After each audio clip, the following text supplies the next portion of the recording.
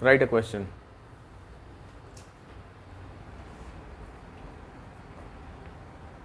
Show that fx equal to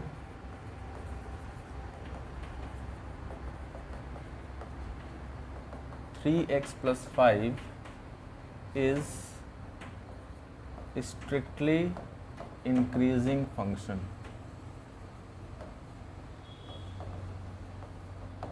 Show that fx is equal to 3x plus 5 is a strictly increasing function on R. First of all, we will understand the question that क्या मतलब है इस question का और क्या क्या दिया हुआ है. शो दैट देखेंगे, समझेंगे. ऋषि देखिए, F X is equal to 3x plus 5, ये एक फंक्शन दिया हुआ है और पूछता है कि on R, what is the meaning of on R. R का मतलब रियल नंबर, लेकिन ऑन आर का मतलब क्या है. कहने का मतलब ये है कि the function which is the function of X, here X belongs to R. मतलब कहने का कि इस क्वेश्चन में फंक्शन का डोमेन दिया हुआ है. ठीक है, रेंज नहीं निकालना है यहाँ पर, लेकिन क्या दिया हुआ है, डोमेन दिया हुआ है ना.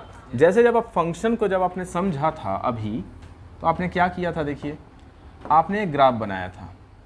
ठीक है, ग्राफ में आपने सबसे पहले क्या लिया था, x का वैल्यू लिया था ना, x1 x2, कि भाई x1 लेस देन x2 है.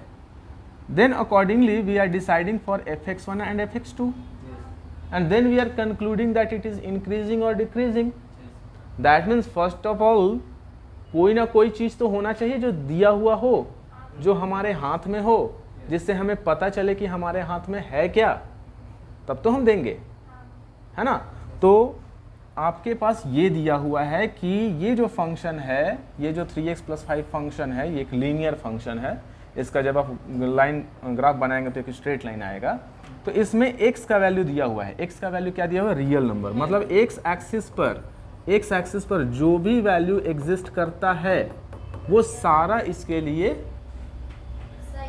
सही है या लागू होगा. ठीक है ना. x belongs to real number, function define हो जाएगा. ठीक है, तो ये हम समझ गए कि ये क्या दिया था. राइट, अब समझिए. Now here you have to prove that the function is strictly increasing function. तो हम क्या करेंगे, सबसे पहले ले लेंगे late x1 less than x2 खुद से, क्योंकि हमको इस इंक्रीजिंग बताना है. मान लीजिए कोई भी लाइन रहा होगा, ठीक है, तो हम कोई वैल्यू x1 ले लिए और कोई वैल्यू x2 ले लिए. x1 लेस देन x2 ले लिया हमने, है भी.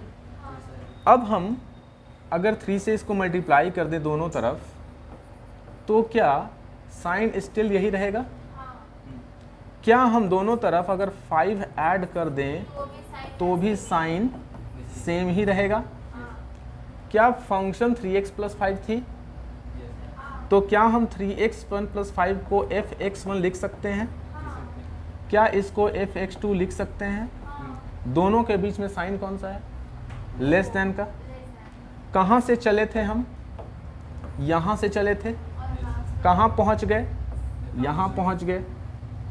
इंक्रीजिंग, स्ट्रिक्टली इंक्रीजिंग का कंडीशन क्या था कि if x1 less than x2 and if implies fx1 less than fx2, then the function is strictly increasing function. समझ रहे हो ऋषि.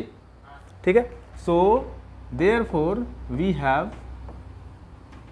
x1 less than x2 implies fx1 less than fx2, therefore function is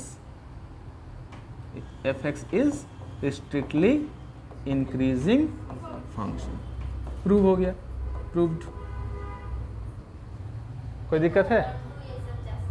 हाँ, समझ में आया.